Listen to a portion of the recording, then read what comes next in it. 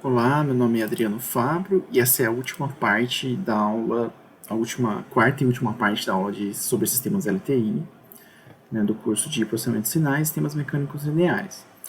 Então, nessa parte, a gente vai falar sobre os efeitos de janelamento, né, o que isso quer dizer isso, também conhecido como truncamento de um sinal, né.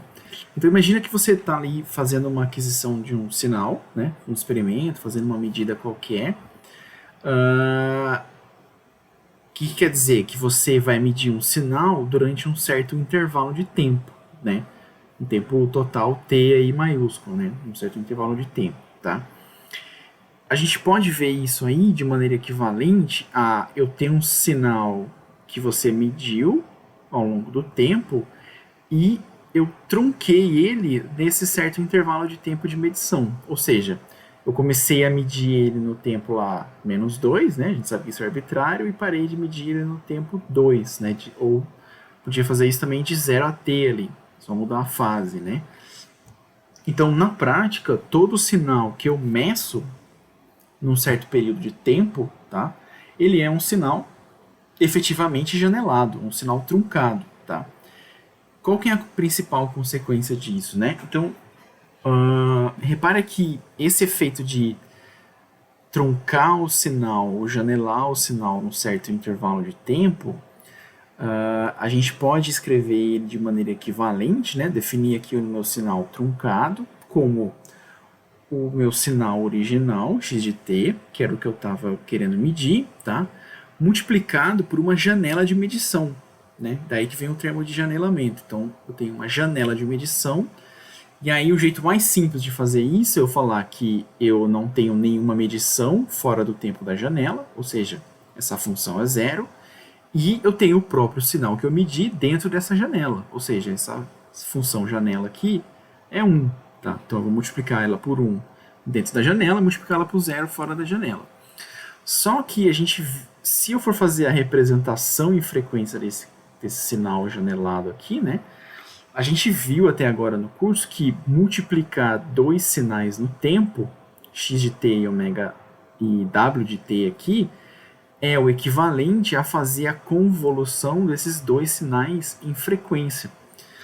Tá? Então, a transformada de Fourier do meu sinal janelado é a transformada de Fourier do meu sinal original, convolução com o espectro da minha janela. Então, olha o problema que eu tenho aqui, né? Olha o que está acontecendo. Eu tenho um sinal original x de t, que é o que eu gostaria de medir, tá?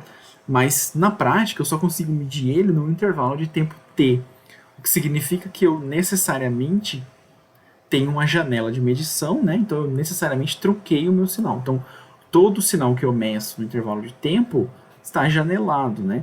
Isso significa que eu não tenho acesso diretamente ao meu sinal original, que é o que eu quero medir. Eu só tenho acesso a essa versão janelada, que é o equivalente a fazer essa convolução aqui no domínio da frequência, tá? E para o caso dessa janela de medição aqui, né, a gente conhece a transformada de Fourier dela, né? É uma função do tipo onda quadrada aqui, né? A gente já calculou. Ela vai dar uma janela do tipo sinc, aqui nesse tipo aqui, que a gente chama ela de janela espectral, tá? E essa função do tipo sinc, ela tem essas características que a gente já deu uma olhada também. Então ela tem um lóbulo principal, aqui em torno da frequência zero, tá? E ela tem esses cruzamentos de zero a cada período, a cada frequência 1 sobre t aqui, tá? Então o meu período de janelamento vai definir tanto a amplitude do meu lóbulo principal, quanto o cruzamento de zeros dos meus lóbulos secundários aqui, tá? E isso vai ter um efeito importante no sinal que eu estou medindo lá, no que eu estou conseguindo enxergar do sinal que eu gostaria de medir, basicamente, né? Então, como que isso acontece? Né? Imagina que eu tenho aqui um sinal senoidal que eu quero medir, tenho lá um cosseno com uma frequência P aqui, tá? Um sinal bem simplesinho que eu quero medir. E aí eu sei, lá pela definição, né, que a transformada de Fourier desse cara são essas funções delta de Dirac, né, mais ou menos P aqui. Então a gente já viu isso, já está acostumado. que se eu tenho um componente harmônico, né, eu vou ter uma transformada de Fourier em menos P e P. Porém, se eu meço isso através de uma janela de medição, né, eu vou ter acesso a essa versão janelada, né, o que quer dizer que eu tenho que fazer a convolução desse x de f com a minha janela espectral, né. Então, aplicando lá a definição, né, convolução de x de g, w de f menos g dg, de menos infinito a infinito. X de g eu tenho aqui delta de Dirac, né? Integral dessas funções delta de Dirac vezes a minha função janelada, né? A gente consegue aplicar aquela propriedade de peneiramento, né? Então, esse cara aqui, a integral desse cara com esse cara aqui, é o valor dessa função aqui nesse ponto, tudo bem? E a integral desse cara aqui vezes esse cara é o valor dessa função aqui nesse ponto, em dg. Tudo bem? O que quer dizer que eu, ao fazer a convolução da minha janela espectral, eu transportei aquela janela espectral ao redor desses pontos menos P e mais P. Então eu transportei aquela janela espectral, tá? E aí repara que a amplitude do sinal em frequência aqui que eu estou vendo depende do tempo da minha janela de aquisição. Primeira coisa. E essa mudança de amplitude a gente chama de smearing, tá? Segunda coisa, segundo ponto aqui importante, segundo efeito, né? Ou segunda consequência. Eu tinha um sinal bem definido em frequência, na minha frequência mais ou menos P, né? P positivo e P negativo. Agora eu tenho um sinal que não está muito bem definido em frequência, ele tem uma certa região aqui, tá? Em que, inclusive, eu tenho energia em outras regiões do espectro que estão meio longe do meu ponto P aqui, né? Não estão necessariamente muito em torno do meu ponto P. Essa saída aqui de energia, né, a gente chama de vazamento ou de leakage, né? Porque efetivamente eu tive um vazamento da minha energia que estava contida nesse harmônico aqui para frequências ao redor ou frequências próximas desse cara aqui. Então repara que eu tive um efeito relativamente dramático no sinal que eu consigo medir, tá? No que eu consigo medir aí numa janela de tempo, tá? Então é dramático, mas eu tenho que conviver com isso, não tem outro jeito, tá? Basicamente aí. Quais que são outras consequências, né? Então eu tenho um problema de definição em amplitude, né? E tenho um problema de definição em frequência. Então imagina que eu tenho aqui um sinal em que eu tenho esses três componentes de frequência aqui, F0, F1 e F2, tá? E aí eu meço esse sinal através de uma janela de medição, tá? E quero identificar esses componentes em frequências lá. Então, se eu tenho um certo comprimento de janela, né? Eu vou ter esse tipo de resultado aqui na minha transformada de Fourier, tá? O que está acontecendo? Eu tenho um T pequeno, só voltando aqui, né? Lembrando que a distância entre esses lóbulos aqui depende do meu tempo de janelamento, né? Então, quanto maior esse tempo T aqui, mais próximo esse zero aqui, mais próximo de zero, né? Esse 1 sobre T aqui fica, né? E mais bem definido em frequência fica o meu componente harmônico lá, tá? Então, se eu tenho um tempo de medição relativamente pequeno, o efeito aqui é que eu tenho um sinal relativamente borrado na frequência, porque eu não tenho uma definição boa em frequência por causa do janelamento, né? Então, na medida que eu aumento o meu tempo de aquisição, eu começo a definir melhor os meus componentes harmônicos aqui, tá? Então, em princípio, dá para mostrar que o tempo de janela aqui, meu tempo de aquisição, tem que ser pelo menos maior do que 2 sobre a diferença entre dois componentes espectrais que eu quero identificar, né? Por causa desse efeito de leakage aqui, né? Ou de vazamento, tá? Agora, isso cria um problema, né? Porque eu estou medindo um sinal no intervalo de tempo justamente para tentar identificar quais são os componentes em frequência que estão ali dentro, que estão naquele sinal, por exemplo, né? Mas, para eu saber direito conseguir identificar esses componentes com uma resolução adequada, eu tenho que ter uma noção de que componentes eu estou investigando, tá? Então eu tenho que investigar também o meu conteúdo espectral do meu sinal. Para uma tática interessante aí é investigar o conteúdo espectral do meu sinal para diferentes tempos de aquisição, por exemplo, para ver se eu consigo ter esse tipo de resolução e frequência aqui. Tá? E aí fica uma pergunta, né? Tipo, por mais que eu aumente o meu tempo de aquisição, eu ainda tenho esses efeitos laterais aqui dos lóbulos que interferem uns nos outros, né? E aí eu posso me perguntar, é possível melhorar os lóbulos dessa janela, né, melhorando o leakage de maneira geral, de modo que às vezes eu não tenho que medir tanto tempo assim o meu sinal, às vezes eu nem consigo, né, eu não tenho um sinal tão longo assim por algum motivo ou outro, né? Então eu consigo melhorar esses lóbulos da janela, né? Quer dizer, eu consigo melhorar a qualidade espectral da minha janela de medição, tá? A resposta é sim, tá? Como que a gente faz isso, né? Então, a gente pode mudar a minha janela de medição, tá?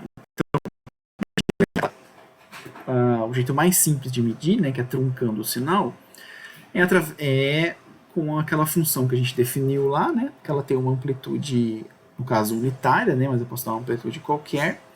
Esse tipo de janela aqui, a gente chama ela de janela retangular, e ela tem esse conteúdo espectral do tipo SYNC que a gente viu até agora, né? Eu posso plotar esse conteúdo espectral também numa função do tipo log-log, né? E aí eu posso ver algumas características aqui, tá? Que é essa banda em que a amplitude do espectro é praticamente unitária, né? Até uma queda de 3 dB, tá?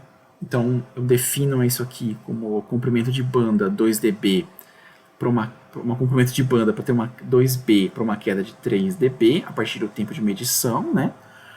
Consigo definir onde eu tenho essas quedas de cruzamento de zero por causa dos lóbulos laterais, e eu tenho uma taxa de decaimento aqui da amplitude ou da importância desses lóbulos laterais, que tipicamente a gente define isso em termos de dB por oitava, né? Então, no caso da janela retangular, eu tenho uma queda aqui de 6 dB por oitava. Tá? Oitava é o tipo de resolução, é o tipo de escala em frequência, tá? Que a gente faz em termos de bandas de oitava aí. Outras janelas típicas são, a gente tem lá de janela RAM ou running, tá? E aí tem uma função aqui que define essa janela, né? Não vou entrar em detalhes, tá? Mas ela tem um certo conteúdo espectral, né? Então nota aqui que essa função no tempo que define essa janela, ela tem o efeito de suavizar o sinal nas bordas, tá? Então aquele efeito de borda lá, eu acabo suavizando o meu sinal. Com isso eu tenho uma suavização do meu espectro, tá? O outro tipo de janela comum também é o tipo Raman, que é parecida também, eu tenho um termo adicional aqui, e aí eu tenho um efeito espectral nessa janela, tá? E aí comparando, eu posso comparar a qualidade espectral de cada uma dessas janelas e ver o que me interessa na minha análise aí, tá? Ou seja, eu posso usar a janela retangular ou usar a janela RAM, né? Que é essa em vermelho aqui. Então repara que ela vai ter um certo comportamento aqui de banda de definição, né? Mas ela vai ter uma taxa de decaimento dos lóbulos laterais muito maior. Tá? Então ela vai interferir muito menos em picos de frequência que estão um pouco distantes da minha frequência central, né? Mas talvez ela vai ter um efeito maior logo em torno, se eu tiver uma frequência muito próxima ali, aquela no caso daquela F1 e F2 que a gente definiu, né? Então a definição dos picos, né? O que a gente conclui aqui? Que a definição dos picos do meu sinal lá depende tanto do tipo da janela que eu estou aplicando, quanto do tamanho da amostragem, tá? Nota que, em geral, essas janelas a gente não consegue aplicar para sinais transientes, tá?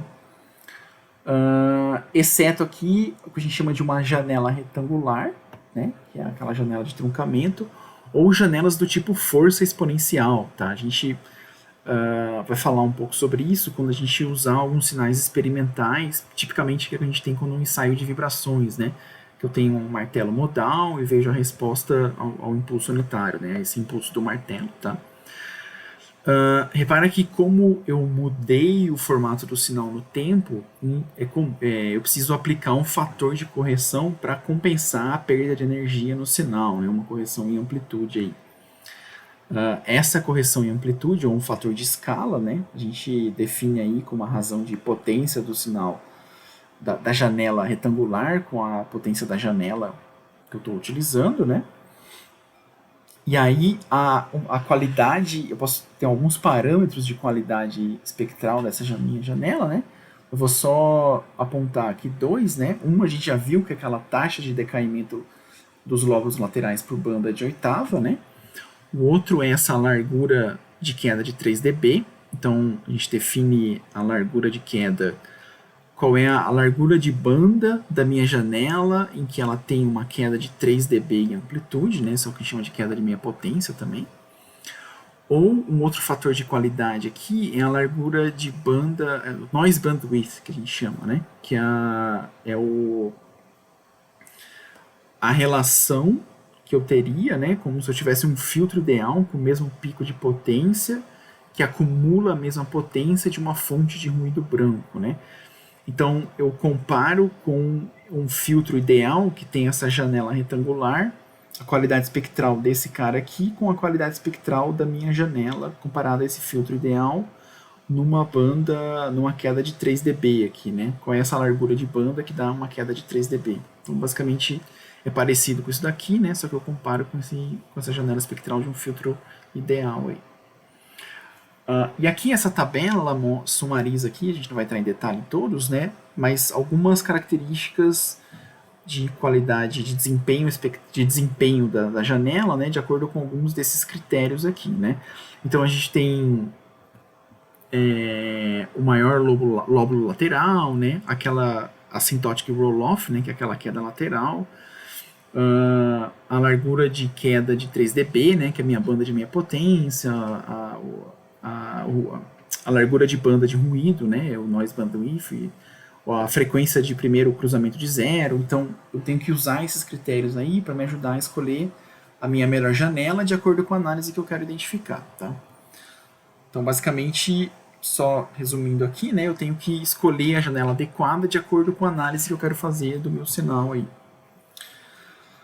Tudo bem. E aí, para encerrar a aula, a gente vai falar um pouco sobre o princípio da incerteza, tá? O que é esse princípio da incerteza? O princípio da incerteza ele vai dizer para a gente que um sinal, um sinal qualquer aí que a gente está medindo, né? Ele não vai ser arbitrariamente bem definido no tempo e arbitrariamente bem definido na frequência, tá? Então a gente não vai conseguir ter um sinal, um certo espalhamento ao longo do tempo qualquer e um espalhamento em torno da frequência qualquer, tá? Então imagina aqui que eu tenho um sinal de energia finita, definido por isso daqui, né?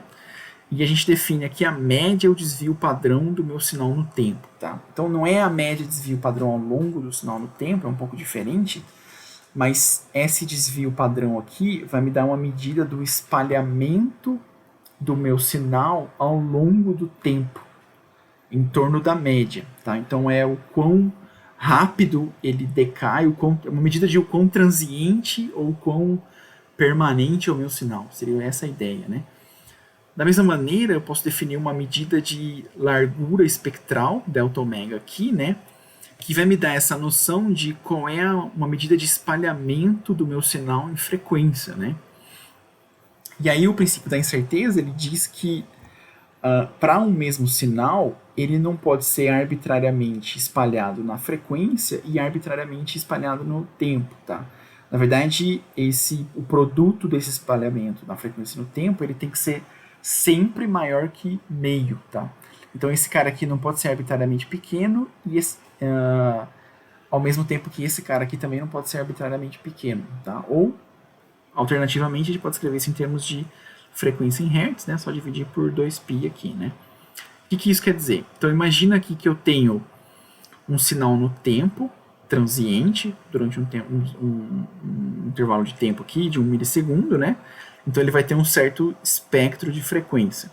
Se eu pegar um sinal mais longo no tempo, ele vai ter um outro espectro de frequência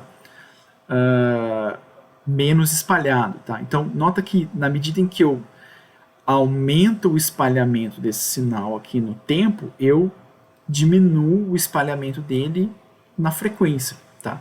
Porque isso acontece por causa desse princípio da incerteza aqui, né? Ou seja, a minha razão de largura de banda em frequência com largura de tempo do meu sinal, ela tem um limite inferior, tá? Então eu não consigo ter um aumento. Então a minha resolução no tempo, o aumento da resolução no tempo diminui a minha resolução em frequência no sinal, tá? O sinal que tem a melhor resolução aí do princípio de incerteza, que atinge esse meio, é um pulso gaussiano, né? A gente viu lá em algumas aulas passadas que a transformada de Fourier de um pulso gaussiano é um pulso gaussiano também, tá? Então isso está relacionado com esse princípio da incerteza aqui, né? Uma consequência desse princípio da incerteza é justamente essa propriedade de espalhamento inverso tempo-frequência, né? Então, à medida que eu concentro o meu sinal no tempo, eu espalho ele em frequência. Na medida que eu espalho o meu sinal no tempo, eu concentro ele na frequência, tá? Então, esse princípio da incerteza, ele vai dar uma limitação também, na medida em que eu quero investigar fenômenos que variam de frequência ao longo do tempo, tá? Porque se eu tiver uma variação muito rápida de conteúdos espectrais dentro do meu sinal, isso eu não vou conseguir capturar adequadamente com esses métodos aqui de Fourier, né? Porque eu não vou ter eu não vou conseguir ver um sinal arbitrariamente definido na frequência, com uma resolução arbitrariamente pequena na frequência e, ao mesmo tempo, uma resolução arbitrariamente pequena no tempo, tá? Então, isso aí encerrando a aula, né?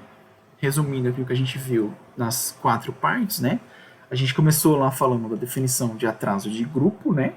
A partir do grau de linearidade ou não linearidade da fase, né? Então, o grau de linearidade indica a distorção do sinal. E com essa definição de atraso de grupo, a gente falou também sobre a velocidade de grupo e velocidade de fase, né?